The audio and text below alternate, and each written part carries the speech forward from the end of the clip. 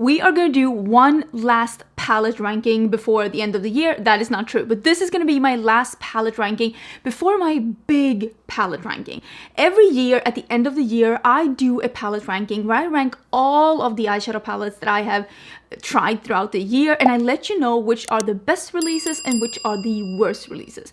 Usually we are at 100 plus palettes because usually brands do release quite a lot of palettes, and I am always more focused on the indie brands than I am of the mainstream brands. So if you're interested in indie makeup, this is definitely the place to be.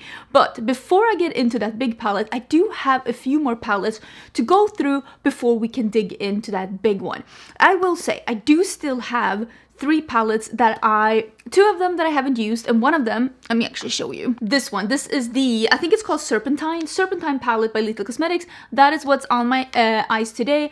I just used this today for the first time, so clearly I cannot be reviewing it yet, but I'm going to be playing around with that one. Plus I have 2 other palettes that I also want to be playing around with a little bit before we do the final ranking, and I will do my best to include those 3 in that ranking. So I'm gonna go through, I have I think 10 plus palettes here, and I'm gonna go through them from my least favorite to my new favorite of these palettes, and let me know if you have any guesses of where some of these are going to be ranking, because you know what palettes I've been using as of late. And I always try to describe to you, why do I love something, why do I not love something, and I do try to review brands depending on formula, color selection, affordability, and also like how innovative it is, not only in the whole community but also within their own brand.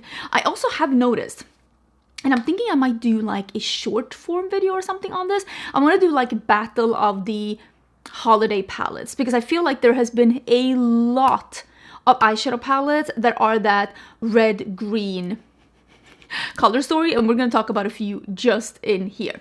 I'm going to put one at the bottom, which is a brand that usually is at the tippity top, and that is only because I don't think that this palette is as good quality as their palettes usually is, and that is the Simply Posh Cosmetics Gingerbread Bakery palette. I think the color story of this palette is absolutely stunning. This is the kind of color story that I love, but the pastels are pretty thin and weak, and I've been playing around a little bit with them. First time I used it, I was like, this is not the kind of matte formula that I'm used to from this brand, because again, I love this brand, and I do have an affiliate code with this brand, and I do have an affiliate code with a bunch of these brands, and I will pop that up as I'm reviewing them. So I usually really like this brand, but this one I was just like, I don't know about this one. I did like the shimmers. I think the dark mattes here are really good. I just think that the matte pastel formula needs a little reworking. It needs to have a little bit more grip to it. It needs to not be as thin, and I just really think the brand can do better, because I've seen them do better.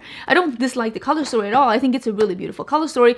I'm just not convinced that this is as good a formula that they usually have. Then I'm gonna say a palette, and don't come for me. Let me explain why the Danessa Myricks palette is here. I've used this palette since I did my first video. I do have a second look actually filmed with this one on my second channel, which is a books and travel channel. Yes, I do have a second channel where I do book reviews and book vlogs and also travel vlogs, and I did do a second look there, and of course I've been playing around with it a little bit. I think that there are a couple amazing shimmer formulas in here. Smoother, slicker, really beautiful. Some of them do, like I used, in the first look that I did, I used these 2 blues. Oh my, I cannot explain to you how thick and flaky and unflattering they are on a slightly more aging eyelid. I'm about to turn 42, and they were just not good on my lid. They felt heavy, they looked heavy, they creased within 30 minutes. Like, it was a rough day, okay? It was a rough day, and I always wear my makeup the entirety of the day to make sure that like things are actually wearing, you know, how I want them to wear. Some of these are really good. The mattes I think are too dry and thin, and I don't think they layer that good. I don't think they blend that good. I've just had much better formula from the brand before, and I'm just kind of surprised that I don't like the mattes. Some of the shimmers are great, some of them are not, and here is also where the price point comes in, because if you're looking for special amazing shimmer shades, you can get a very similar and even better formula from indie brands at half the price, because this is $100 plus palette. Did buy this palette myself, and I just think that, again, if you're only shopping from Sephora, I get it. It's easier to get a hold on. But Bella Beauté Bar, Adept Cosmetics, like a couple of brands that I'm going to be talking about here, DD Signature. There are like brands that have those very special high intensity, almost sometimes flaky shades. Again, if you're not worried about stuff like creasing on you either, Gourmande Girls, like I like shadows that are more like, I used that one in the second video, they are like high intensity but not so flaky or emollient that they're gonna crease on me. That's what I like. I like a happy middle. I like them to be beautiful and impactful but also wearable and not just look like a mess on me after like a couple of hours. And I do think this palette has a couple of those, but I'm just like, for $100+, I really think you can do better for half the price with indie brands, or at least a little bit more than half the price. You can get some Bella Beauté bar or something like that for like $60-$70. I wasn't, it's not that it's bad, I just don't think it's worth the price, and I just, don't hate me. There are literally people commenting saying that I was using it incorrectly, which is fine. If you bought it and you love it, it means that you won and I lost because I wasted my money and you didn't. If you love it, that's perfect. That's perfect. But if you are on the will I buy it, will I not? I'm just letting you know that if you have the same taste in makeup as me, you might not think it's worth the high price. That's all I'm saying. Now we're gonna go into one that's mostly color story and packaging. I think the packaging of this is beautiful though, but it's too large. I don't love this format that Udasai does with these big palettes. I just kind of wish they would just, I don't mind Udasai making bigger palettes. I have always said that I love when brands are changing it up with how many pans they're doing in palettes, because I'm gonna be honest with you, some color stories need more colors. Some color stories need less colors. I'm a firm believer of that, but I just don't love the layout of this. I do actually really like a bunch of these shades, and the shimmers in this one is absolutely stunning, but I do think that both of these darker shades are not dark enough, and they're both gray leaning, and I think that this one should have been even darker and this one should have been a dark brown. Then we would have been somewhere. I just think that this one is too light leaning to be perfect for me. With that being said, I made 3 looks with this palette and I absolutely loved each and every look. So it's not that I can't make looks with this. This is just, again, we're down to personal preference here. It's too large for my personal liking, and I also think that when I reach for this palette again, I will 1,000,000% incorporate a darker shade, and I do think with this many shades in the palette, I do think that one of the shades could have been a darker one. Next one is going to be one of my actual favorite palettes from ColourPop this year, and I say this as someone who loves indie makeup. So all the palettes above that is going to be indie makeup because I do think still that they do it better. But I actually think that the Grinch palette, How the Grinch Stole the Christmas, oh my gosh, I really want to watch this. We're in Christmas time. I should be watching this video. Okay. I really should be watching this movie. That's what I'm trying to say. I think this palette is really beautiful. I think they did a great job. This is the normal good ColourPop quality, except these 2 Super Shock shadows are slightly more emollient than their Super Shock shadows normally are. They're a little bit too putty-like, and that's why I'm like withdrawing a couple of points. And I also would have wanted maybe one of these shades. We have 2 like pinky and 2 light shades and 2 pinky mid-tone shades, and I love when they do shades like this. The sequin shades, beautiful. Maybe one of these could have been a matte green and we would have had one more green. I understand why they didn't. It's a wearable palette with 2 greens, and the greens are stunning, and I love the looks that I did with this palette, but I think that this palette could have been even better with 1 matte green and these emollient shadows just not being as smooshy. Not that they creased on me, they didn't crease on me, they just were a little hard to pick up with the brush. I think that's my main gripe with it. Next one is great quality, not my perfect color story. This is the Artificer palette by Cosmetica. This is the new 9-pan palette that they did. If you love a neutral palette with a little bit of a peach undertone and you are thinking, I don't wear all of these bright colors, I want to do like a neutral palette from an indie brand. There are neutral palettes from a lot of indie brands now. Bella Beauté has done some, Nomad Cosmetics has done some, Gourmande Girls did one, this one is here. They also have another one that's called the Fighter palette. Oh, and of course my brand has one as well, the Paisley Hood palette. I'm just saying there are neutral palettes from indie brands, but this one, it doesn't have enough contrast in the mattes to be a perfect neutral palette for me. With that being said, quality is stunning, and they also came with some holographic single shadows, and I did do a reel. I'll see if I can pop up the reel here while I'm talking about it. I did do a reel of those holographic single shadows. Again, if you are like, why are all the special shadows always colorful? Cosmetica did come out with some neutral single shadows that are very holographic and beautiful and special, but neutrals. And I do think that's smart, because I do think that there's a place in the community for that as well. Next is going to be a palette that I only did one look on YouTube with this one, and that is the Magnetic Mineralia, and this is Diveroon, I don't know if I'm pronouncing that correctly, and Andromeda. I did meet Andromeda at the Creator and Friends, and I enjoyed their personality so much that I bought the palette when I was still at the Creator and Friends retreat. And the color story is very Andromeda, but not necessarily very me. This one has a bunch of more like gray leaning tones, and you know gray leaning tones isn't always my jive, and we'll talk about that in another palette like as well. What I think for me would have made this palette even more perfect for me is if there had been one more, I don't know really even what I'm looking for, but I would have wanted one more like mid-tone, not gray leaning shade. But this is just a personal, now we're to personal preference, because the packaging is beautiful, the formula is beautiful. This is very reminiscent of Gourmande Girls, Bella Beauté bar, Fantasy Cosmetica. What else are we talking about? Bella Beauté bar, Fantasy Cosmetica, Gourmande Girls.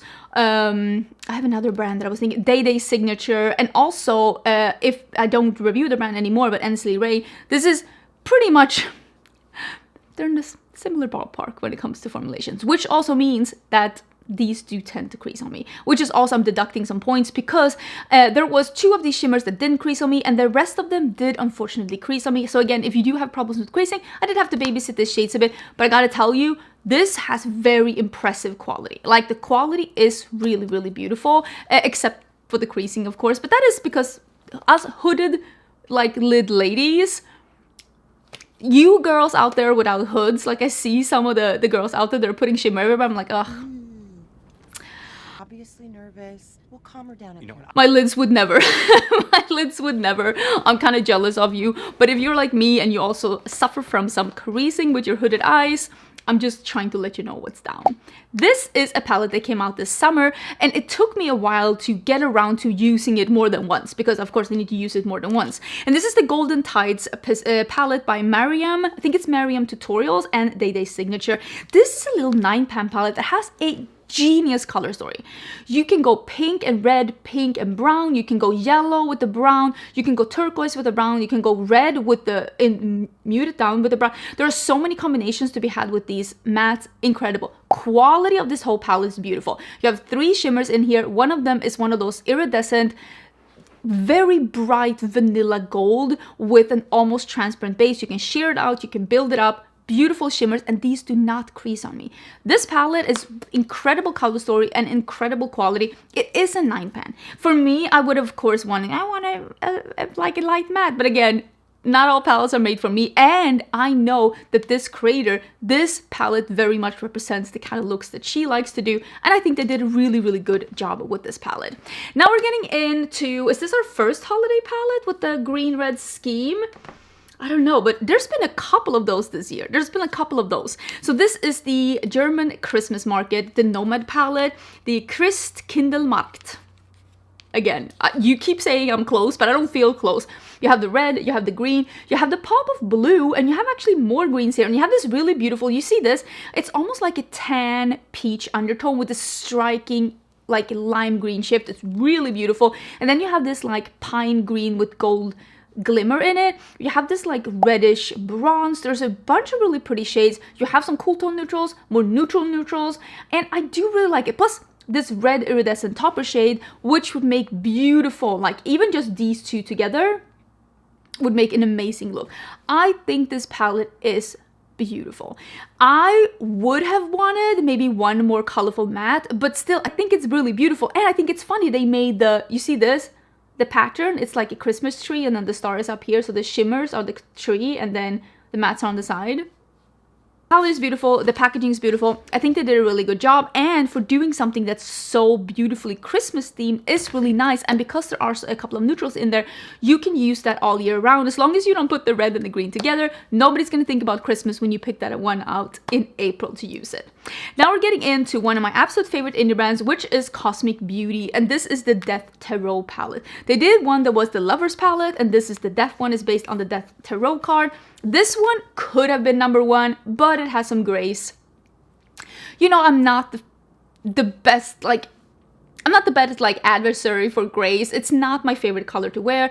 I have a very saturated skin tone. I have a neutral golden undertone. Grays look very contrasty on me, but I don't like working with them. I don't feel fun in grays, so it's not my favorite type to work with. I do really appreciate that they brought in some of these more murky yellow tones in here though, because it makes this palette usable for all undertones. If you have a cool undertone, start with some grays. If you have a warm undertones, start with some yellows, and you can make any of these shades to work together. Honestly, this one in the crease and deepening up with the purple, if you own this palette, you should definitely try that. Trust me when I say that's going to be beautiful. I love that there are some purples. I love that there are some reds. I love the neutrals. The grays are not my favorite. The silver is stunning. And this like special shade here, you cannot see it's almost like a purple burnished gold. Really interesting. The textures in this palette is beautiful. And I love the quality of this one. And I also love that Cosmic Beauty is one of the brands that are trying to keep it a little bit more approachable with their price tag. One of the prettiest holiday palettes that I thought this year was actually the Festive Elegance by Day Signature. I did get this one kind of early and I've been sitting on it for a bit, and I did film a reel with this palette, and this is what I'm saying. Here you have the yellows, you have the golds, and you have the reds and the greens, and I really like that she did cool tone green, warm tone green, warm tone green, cool tone green. You did two reds, and then you have some neutrals. Some are more warm tone or neutral, some are more cool tone. I love that there's a light one here. The shimmers are incredible quality. I love playing with Day Signature's quality. I think she makes great things, and it is very festive. This is extremely festive though, so maybe this is a palette for the holiday season, but doesn't mean that it's not a really, for me, a color story that I really enjoy, colors that I really love combining together. I love yellow and red. I love yellow and green. Yellow and green is it's one of my favorite color combos to make, and I did enjoy the quality of this one. This one also didn't have those super loosely pressed metallics that some of their other palettes have had, and I'm really happy to see that. Out of the palettes that I've been using as of late, this is my favorite one, and this also has that red-green color story with the pop of neutrals and some blues, but this isn't a Christmas palette. This is a Halloween palette, and this is by Bella Beauté Bar. This is the Come With Us palette, and I mean, in the inside, it's a Christmas palette, and it's like Halloween, Christmas, Halloween, Christmas, and I kind of like that it's like, you know, it's merging the two holidays together. I gotta say, I kind of enjoy it. As I'm filming this, I do know there's another release from Bella Beauté Bar coming. That's also, hopefully, it all depends, but hopefully I will be able to include that in my yearly roundup. I'm not 100% sure. I have the new Bella Beauté Bar. I have a new one from Unearthly. I have this one from Lethal Cosmetics, and I think I have one more palette. I'm trying to look. I feel like there's one more palette that I would want to include as well. Now I can't remember which one it is. Oh, I have one from Clarity as well. So I will do my very best to include all 4 of those, but if it's only 1, 2, or 3 of them, please excuse me. But I do really appreciate that this, again, is a palette, is a pop of neutrals. It is a full row of blues, and then, oh, this shade is so beautiful. I love the topper shade that's on here. Again, you have a green matte and a green shimmer. You have a red matte and a red shimmer. You can do a full monochromatic look with that. I did one of my looks like that, and I thought it was beautiful. These shimmers, some of them crease on me, but most of them actually didn't.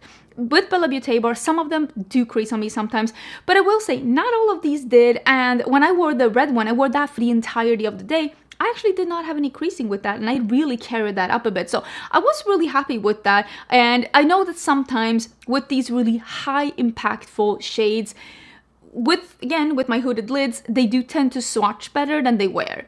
But with this one, I had less issues, and I do appreciate that because I love the color story and I love how vibrant and saturated the shades are. Really enjoy this take on the red and green Christmas story.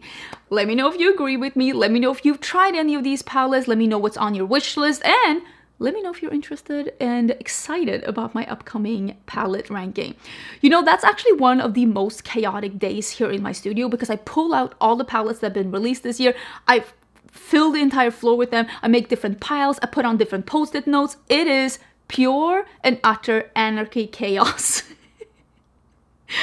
And always my husband comes in and he's like, what is going on here? So yeah, that day is definitely coming up soon. I'm gonna have to film that video in like a week and a half or something. So I hope you're gonna be liking that video when it comes, and I hope you won't forget to subscribe before you leave, and I will see you tomorrow for a new video.